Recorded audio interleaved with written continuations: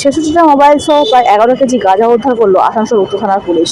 রাজ্য বিধানসভা ভোট আর সেই কারণে নাকাচেকিং করার সময় রাত্রে আসানসোল বাসে তল্লাশি চালানোর সময় 66টি মোবাইল আর 1 কেজি গাঁজা উদ্ধার হয় গতকাল রাতে। ঝাড়খণ্ডের অন্য আরেকটি বাসের প্রায় 11 কেজি গাঁজা উদ্ধার হয় বিগত কয়েকদিন ধরে। নির্বাচন উপলক্ষে যে নাকাচেকিং চলছে সেখানে এইভাবে বিহার ঝাড়খণ্ড বাসে নগদ টাকা সহ বিভিন্ন মাদক জাতীয় দ্রব্য উদ্ধার হচ্ছে সহ মোবাইল। তবে প্রশ্ন হচ্ছে একটাই, ভোটের জন্য কি পাশের রাজ্য থেকে টাকা ও মোবাইল এ রাজ্যে? ব্যুরো রিপোর্ট, বাংলার কণ্ঠ। ইলেকশনকে মাথায় রেখে আমাদের এই জুবলি মোড়ে কন্টিনিউয়াস আমরা নাকা করছি।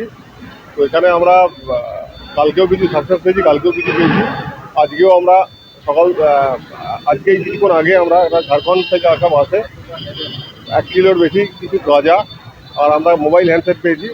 মোটামুটি 55-66 হ্যান্ডসেট আছে, ওটা আমরা দেখছি। ভোটের সময় চেকিং করছে, তারপরে গাঁজা বা মোবাইল আর কিছু ব্যবহার করছে, সেটা তো আমি বলতে পারবো না। আমরা চেকিং এরকম মাঝে মাঝে করে থাকি এবং এরকম কিছু আর্টিকেল আমরা পাই। ভোটের সময় তো অনেক কিছু ঢুকতে পারে। ভোটের সময় একটু বেশি করে করা হচ্ছে, এটা ঠিক, কিন্তু সারা বছরই আমরা এটা করি। এখনো পর্যন্ত কতটা ক্যাশ পাওয়া গেছে না, এখনো পর্যন্ত আমি এই টাকা পয়েন্টে ক্যাশ আমরা পাইনি। একটু বিহার ঝাড়খণ্ডের বাসে বেশি পাওয়া যাচ্ছে। হ্যাঁ, বিহার ঝাড়খণ্ড থেকে আসা বাসে আমরা এখনো পর্যন্ত পেয়েছি। কাল রাতে গাঁজা কাল রাতে আমরা 10 কিলো 100 গ্রাম গাঁজা পেয়েছি। কেস হয়েছে, ইনভেস্টিগেশন চলছে। হ্যাঁ, ওটা ওই বাস থেকে।